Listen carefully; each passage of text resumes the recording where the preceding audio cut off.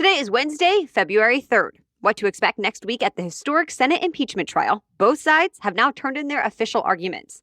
Also, a rare honor for a fallen police officer. And where the federal government will soon send COVID vaccines for the first time. Plus, why Amazon's billionaire founder plans to step down as CEO. Which delivery company Uber is taking over now. And the reason behind Nike's new hands-free sneakers. Welcome to The Newsworthy. All the day's news in around 10 minutes. Fast, fair, fun, and on the go. I'm Erica Mandy. Thanks so much for being here. You ready? Let's do this. We are now less than 1 week away from former President Donald Trump's second impeachment trial, and we're starting to get an idea of how each side is going to present their case. First up, House Democrats, acting as the prosecutors, filed an outline of their arguments in the Senate. They're accusing the former president of summoning a mob to Washington, D.C., whipping that mob into a frenzy, then aiming the crowd at the U.S. Capitol, quote, like a loaded cannon. In fact, they say Trump is singularly responsible for the riot that invaded the Capitol, damaged the historic building, and ultimately left 5 people dead. But we're also hearing from Trump's lawyers. They filed an official response. They argue Trump did not incite the crowd to be destructive, and the speech he gave to the crowd just before the riot is protected by freedom of speech in the First Amendment. For example, when Trump told the crowd to, quote, fight like hell, lawyers say he did not mean literally fight, like get violent, but to fight for election security in general.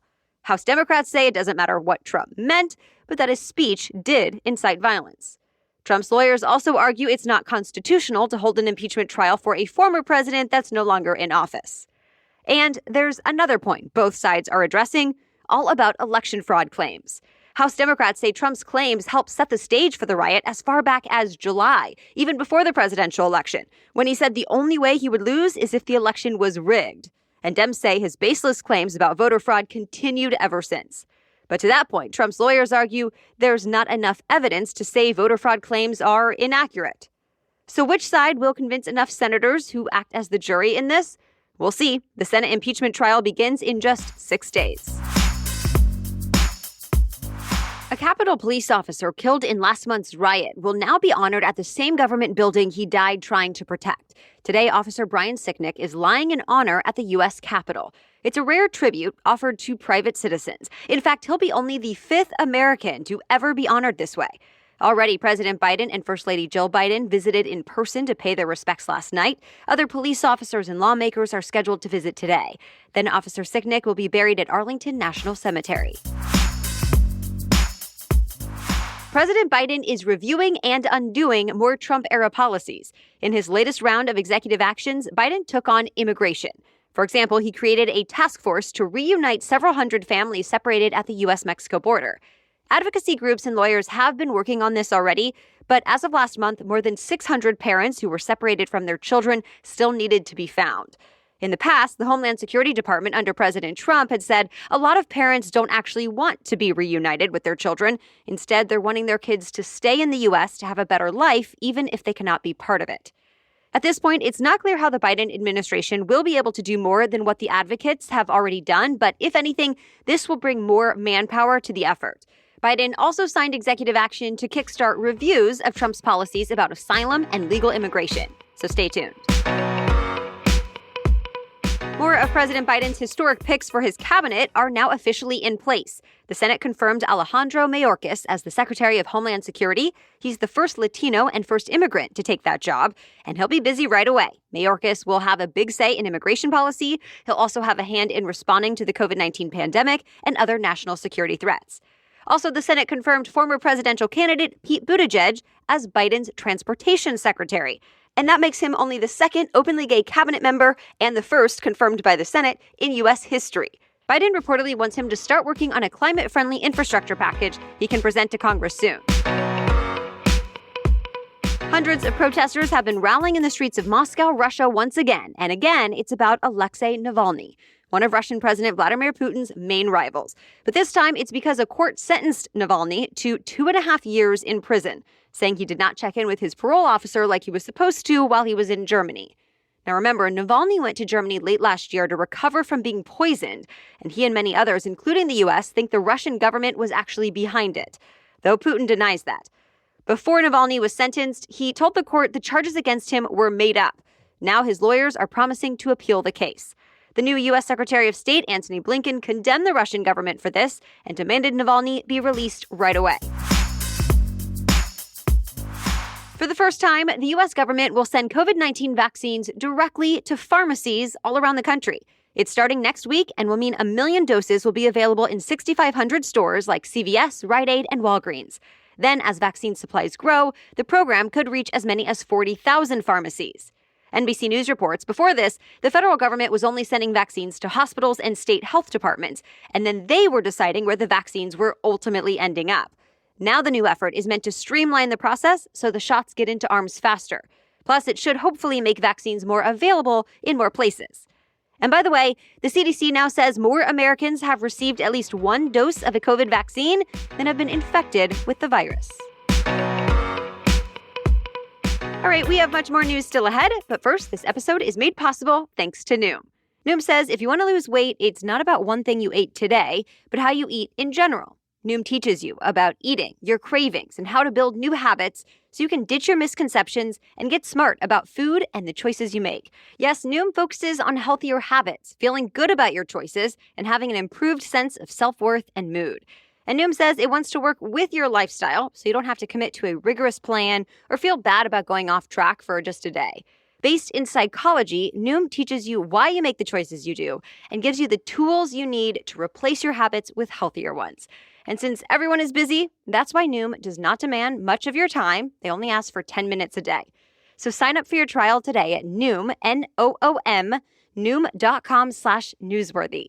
There's a science to getting healthier. Sign up for your trial today at Noom, Noom.com/newsworthy. That's Noom.com/newsworthy. Okay, now back to the news. Amazon founder Jeff Bezos is stepping down as the company's CEO. Bezos plans to transition into the role of executive chairman of the company's board by July. And taking over for him as CEO, the current chief executive of Amazon Web Services, Andy Jassy. In a memo to employees, Bezos says he wants to devote more energy to other projects like his space company Blue Origin, the newspaper he owns, which is the Washington Post, and his nonprofits, the Bezos Earth Fund and the Day One Fund. Obviously, this is a big shakeup for Amazon. Bezos has been the head of the company since he founded it nearly 3 decades ago, and it's now one of the most valuable companies in the world, worth about $1.7 trillion. Uber is expanding once again. It's taking over the alcohol delivery service Drizzly for more than $1 billion. Drizzly already delivers alcohol from local liquor stores in more than 1,400 American cities, and now that Uber is buying it, it'll eventually be merged into the Uber Eats app. The existing Drizzly app will also stick around, just in case people prefer to use that one. Uber's deal with Drizzly is expected to close in the next few months. American college football players are getting more concussions during practices than they are during games. At least that's what medical researchers are now saying in a new peer-reviewed study. They looked at dozens of concussions over the span of 5 college football seasons, and they found nearly 3/4 of them happened during practice. So the NCAA says it could consider new rules. Already, the NFL regulates practices on the professional level for safety, and that seems to be working. During the 2019 season, just 7% of the NFL concussions happened at practice. But Axios points out the NCAA can have a harder time creating widespread change in college sports, since it's made up of a bunch of different conferences and divisions with their own rules. Still, researchers say even certain teams and individual players can keep this evidence in mind to help avoid extra risks. EA Sports is bringing back its popular college football video game series, but with some changes. EA Sports is already the company behind the popular Madden NFL series, but discontinued its college football video games back in 2013. At the time, there was a legal fight about using the names and images of real players in the games. In fact, there's still an ongoing debate about college players' legal right to make money off their name and image. For now, at least, the NCAA does not allow it. But all of that apparently won't be a problem this time around. EA Sports says its new video games will not include specific athletes. Instead, they've made deals with the schools. So the games are said to include logos, uniforms, mascots, and other game day traditions of real college teams. As ESPN reports, EA Sports hopes to include more than 100 teams in its video games. As of now, they're still in development, so we don't know when they'll actually be released to the public. Nike has a new pair of hands-free sneakers. Yep, you don't have to use your hands at all to get them on and off, and Nike is hoping this could be a game changer for people with disabilities. These sneakers do not have laces. Instead, they have a hinge of sorts at the bottom of the shoe. The idea for the technology was inspired by a teenager who was born with cerebral palsy. He wrote to Nike about creating a shoe he did not need to tie. Now, Nike's design team says it hopes the shoes help a lot more people like him, as well as some people who have lost limbs or even pregnant women who have a hard time reaching their laces. The new sneakers are called Nike Go Fly Ease. A limited number will be available on February 15th for $120. Then they'll go on sale more broadly later this year.